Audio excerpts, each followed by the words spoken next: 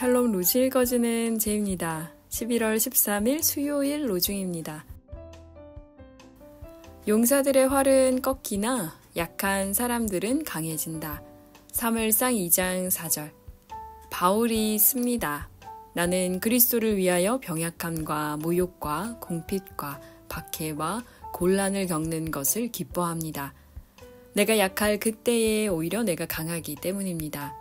고린도후서 12장 10절. 주님의 길을 힘있게 나아가는 하루 보내세요. 샬롬 하올람. 오늘 우리가 함께 읽은 로중 본문은 사무엘의 어머니 한나가 하나님께 하는 찬양의 기도입니다. 성경에는 여성들의 기도가 몇 차례 나와요. 구약에 미리암의 기도가 나오고, 그리고 사무엘 낳은 한나의 기도 나오고, 또 신약으로 가면 예수의 어머니 마리아의 찬가도 나옵니다. 근데 이런 여성들의 찬가들이요, 대체로 공통점이 있어요. 뭐냐 하면 하나님은 강자들을 꺾으시고 약자들을 편들어 주신다. 한결같은 메시지입니다. 이집트의 말과 병거를 하나님이 바닷속에 넣으시고 연약한 히브리 민족을 구원하신다. 미리암의 노래고요. 용사들의 활은 꺾이나 약한 사람들은 강해진다. 넉넉하게 살던 사람들은 품을 팔지만 굶주리던 사람들은 다시는 굶주리지 않는다. 자식을 못 낳던 여인은 7이나 낳지만 아들을 많이 둔 여인은 홀로 남는다. 이 완전 전복적인 이야기거든요. 누가복음에 나오는 마리아의 찬가도 똑같아요. 하나님이 비천한 사람들을 돌보신다. 강자들을 꺾으신다. 당시 여성들은요, 종교적인 이야기를 할 수 없는 존재였습니다. 그러나 성서는 출애굽 시대부터 왕정 시대 입구, 그리고 예수 시대가 도래할 때에 여성의 입을 빌려서 하나님의 참 마음을 전달했습니다. 오늘날도 이 정신은 계속해서 발현되어야만 합니다. 이제는 제가 느끼기에는 예전에 비해서는 남녀 간의 어떤 그런 차별이나 차이가 많이 격차가 줄어든 것 같습니다. 물론 아직도 가부장제가 남아있고 남성 위주의 사회 시스템들이 많기는 하죠. 근데 오늘날 우리는 단순히 성적으로 남자냐 여자냐, 그래서 하나님이 남자 편을 드냐 여자 편을 드냐, 이것을 넘어서 과거의 여성들이 소외계층이었지만 성서는 그녀들의 입을 통해 하나님의 마음을 전달했다면, 오늘날은 이 사회가 소외시킨 사람들, 여성일 수도 있고요, 소수자들이 존재하죠. 과거에는 아무 문제 아니었던 것들이 오늘날에는 문제가 되는 경우도 있습니다. 그렇게 해서 작은 자들로 내팽개쳐진 그 사람들의 입을 통해 하나님이 일하실 겁니다. 우리 서로 공동체는 그들의 자리에 서서 그들의 입이 되어주고 공감, 아니 동감으로까지 나아가는 그런 일들이 우리들의 사역 가운데 있기를 소망합니다. 좋은 하루 되세요. 6장.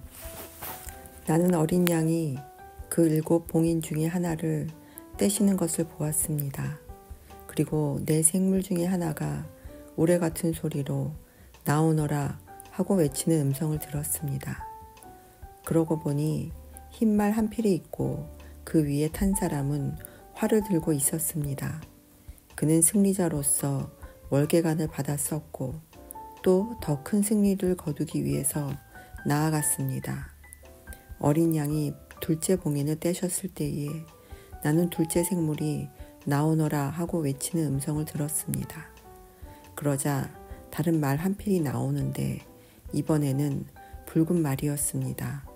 그리고 그 위에 탄 사람은 세상에서 평화를 없애버리고 사람들로 하여금 서로 죽이게 하는 권한을 받았습니다. 곧 큰 칼을 받은 것입니다. 어린 양이 셋째 봉인을 떼셨을 때에 나는 셋째 생물이 나오너라 하고 외치는 음성을 들었습니다. 그리고 보니 검은 말 한 필이 있고 그 위에 탄 사람은 손에 저울을 들고 있었습니다.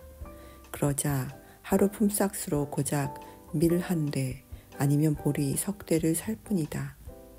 올리브 기름이나 포도주는 아예 생각하지도 마라 하는 소리가 들려왔습니다. 그것은 내 생물 한가운데서 들려오는 듯 했습니다. 어린 양이 넷째 봉인을 떼셨을 때에 나는 넷째 생물이 나오너라 하고 외치는 음성을 들었습니다. 그러고 보니 푸르스름한 말 한 필이 있고 그 위에 탄 사람은 죽음이라는 이름을 가진 사람이었습니다.